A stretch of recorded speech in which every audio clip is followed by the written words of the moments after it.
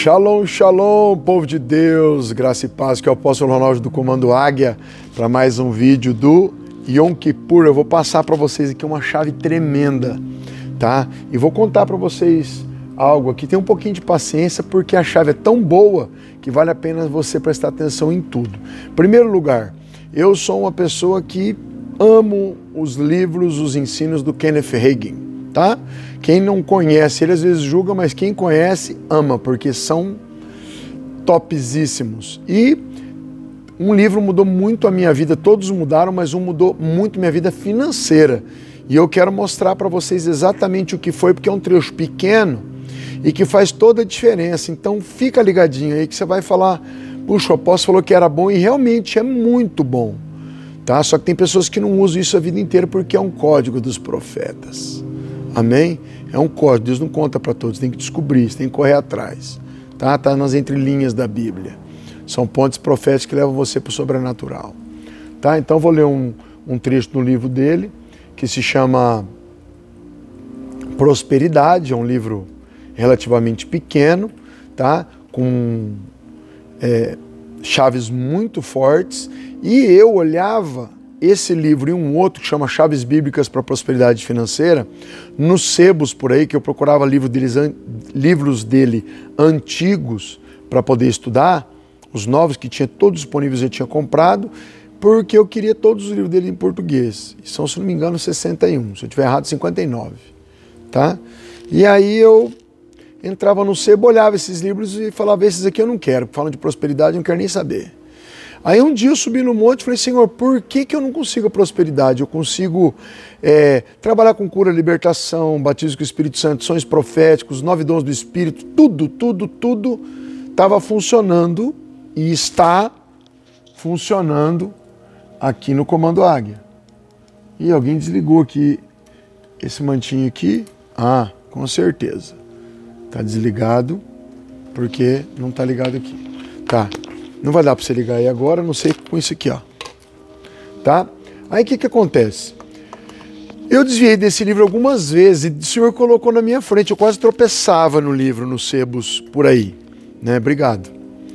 E aí eu, puxa, o que está acontecendo? Não vou conseguir mergulhar nisso aqui em prosperidade nunca, porque eu estava fugindo dos livros que o Senhor colocava na minha frente. Né? E aí eu parei no meio do monte um dia e falei, Senhor, me conta.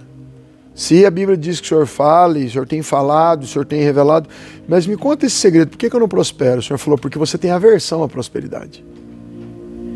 Naquela época eu já fazia o Yom Kippur, mas ficava receoso com algumas coisas. E aí o Senhor falou assim para mim, vou te levar para a prosperidade, só que você vai ter que ler o que tem disponível. Você vai ter que ver as experiências que outros servos e servas de Deus tiveram. E eu falei, tá bom, Senhor, então eu vou. Primeiro livro para a minha mão, esse aqui, e o Prosperidade Bíblica, Chaves Bíblicas para a Prosperidade Financeira. Tremendos. E esse trecho aqui está nos 2 livros, tá? Capítulo 2, Dispostos e Obedientes. Deixei minha última igreja em 1944 e fui para o Ministério de Campo, né? Ele teve um chamado itinerante. Indo de igreja em igreja, realizando o que chamávamos de avivamento ou reuniões. Depois de um ano no campo de fevereiro de 49 e janeiro de 1950, meus registros mostravam que eu havia recebido $1.200 a menos em relação ao que havia recebido na igreja nos 12 meses anteriores. Tá vendo, queridos? Ele foi dar uma olhada nas finanças dele e ele percebeu que ele tinha recebido $1.200 a menos. Na época o dólar valia muito mais, amém? Ele já teve relatos a respeito disso, eu estou te lembrando, fazendo um extra aqui. Né? Mas além disso, a igreja fornecia a nossa casa paroquial, era melhor que eles já tinham morado, também custeava todos os serviços essenciais, que é pagar as despesas de viagem. Cada convenção de que ele precisava participar, estava sempre comprando roupas e outros presentes para a esposa, para ele. Então, quer dizer, esses $1.200 na verdade era muito mais, né? E agora estava por própria conta dele a pagar pelo aluguel, pelos serviços essenciais e as convenções, né? Pagar pelas despesas de viagem, de ida e de volta das reuniões. Então, durante aquele primeiro ano no campo, as roupas e o carro estavam desgastados, o carro estava com 4 pneus carecas. Queridos, às vezes Deus está falando da tua casa. Talvez acabou a última lata de leite em pó, o último quilo de arroz, eu não sei qual é a tua situação, tá? Mas se enquadre aqui porque essa mensagem é profética e vai mudar a sua vida, tá bem?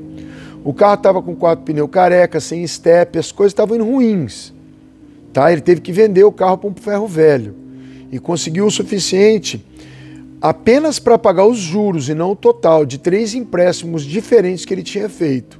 Talvez seja o seu cartão de crédito, está estourado, dinheiro com agiota, sei lá o quê. Com o pouco que restou, compramos uniformes escolares para a criança e isso nos deixou com praticamente nada. Todos os créditos para o Kenneth Hagin Ministries, amém? Mas eu tenho que contar as coisas que eu vi, não vou ficar escondendo. Morávamos em um apartamento de 3 quartos, quem não tinha um quarto, ele dormia em uma pequena cama dobrável na cozinha, que era o espaço onde eu estudava a palavra quando voltava do campo. Eu estava em reunião no leste do Texas quando decidi falar com o Senhor sobre nossos problemas financeiros.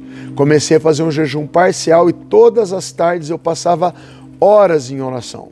Falo com o Senhor da mesma maneira que falo com vocês, porque afinal de contas Ele sabe quais são as nossas intenções e não há razão para representar. No 3º dia eu estava com todas as minhas dívidas dispostas bem na minha frente. Eu disse, agora Senhor, está vendo como eu estaria melhor se eu tivesse ficado na igreja? Era isso que eu queria fazer afinal. Abri minha Bíblia em Isaías 1,19, que está escrito. Olha aqui, queridos, quem já não fez isso, né?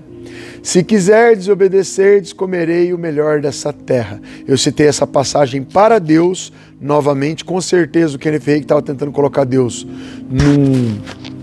num canto, né? Pressionar Deus, né? E lembrei a ele, lembrou a Deus, que eu havia recebido $1.200 a menos do que eu recebia no tempo em que eu pastoreava uma igreja. Lembrei ele que as minhas roupas estavam gastas e que eu estava sem carro. Tá? E eu dizia, Senhor, tu disseste aqui na tua palavra, se quiserdes obedecerdes, comereis o melhor dessa terra. E com certeza eu não estou comendo o melhor nessa terra. Meus filhos não estão vestidos adequadamente, meus filhos não são alimentados adequadamente, não temos uma casa adequada. Eu sei que o problema não é teu, porque o Senhor nunca muda. Eu quero saber onde está o problema. E a voz mansa e suave do Senhor falou em meu espírito, ao mais íntimo do meu ser. Em primeiro lugar, essa passagem que você fica citando para mim diz, se quiserdes e obedecerdes, comereis o melhor dessa terra. A razão pela qual você não está comendo o melhor dessa terra é porque você não está qualificado. Você é obediente, mas não quer verdadeiramente.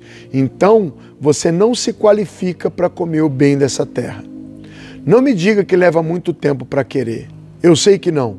Fiz um pequeno ajuste dentro de mim e 10 segundos depois eu passei a querer, né?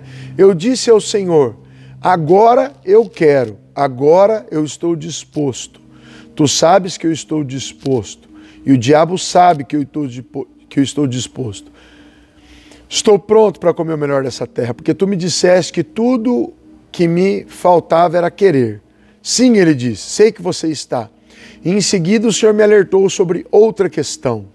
Seu problema é que você não pratica o que você prega. Uau, que golpe direto. Apoiei as mãos no estômago, pois doía como se alguém tivesse me dado um soco bem ali. Senhor, tu me deste um golpe com essa palavra. Mas eu pratico o que prego. E o que o Senhor quer dizer com você não pratica o que prega? E eu protestei. Você prega a fé, mas não pratica a fé. Ele respondeu. E eu saí em minha defesa.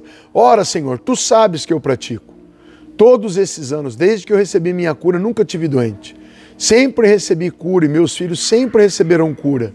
Sim, ele respondeu. Tá difícil lá embaixo. Mas você usa sua fé somente para cura, salvação e batismo no Espírito Santo.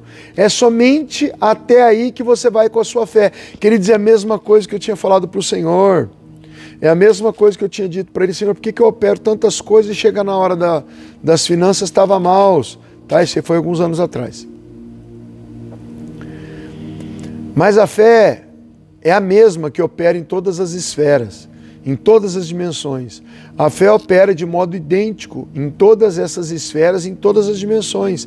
A fé para finanças opera exatamente como a fé opera para a cura, para o batismo no Espírito Santo, para a salvação. A fé é a mesma na dimensão das finanças como qualquer outra, eu declarei. E o Senhor respondeu, atenção, queridos.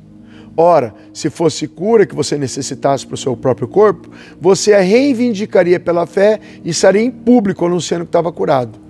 Você fez isso algumas vezes até quando estava pregando. Qualquer sintoma que você tivesse desaparecia. Então você precisa fazer a mesma coisa com o que diz respeito às finanças. Tudo bem, Senhor, vou fazer isso, concluí. Vi que não estava exercitando a fé nas finanças. Não sabíamos que podíamos exercitar a fé para finanças, então não agíamos assim. A vida era uma luta e mal conseguíamos sobreviver. Queridos, a maioria dos cristãos não sabe operar, tá? A fé para finanças. Nós temos um treinamento de prosperidade inteiro, tá? E é o menos acessado. O povo não acredita nisso, tá? Nós temos um treinamento que você faz ele e depois você fica fluindo nas finanças. A gente avisa as pessoas, mas elas não fazem. Mas isso acontece com diversas pessoas, mas a real é que se você fizer o treinamento, você começa a mudar, porque usa essas chaves. Vamos lá, de volta aos princípios. Não se pode crer além do conhecimento atual.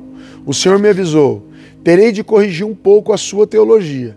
Eu havia sido doutrinado com todo aquele pensamento religioso. Inconscientemente eu ainda achava que talvez fosse errado ter as coisas desse mundo. Então o Senhor me disse, volte ao livro dos princípios. Eu sabia que ele estava falando de Gênesis. Você sabe que eu criei a terra e a sua plenitude? Sim, respondi. Você sabe que eu criei o meu homem Adão? Sim.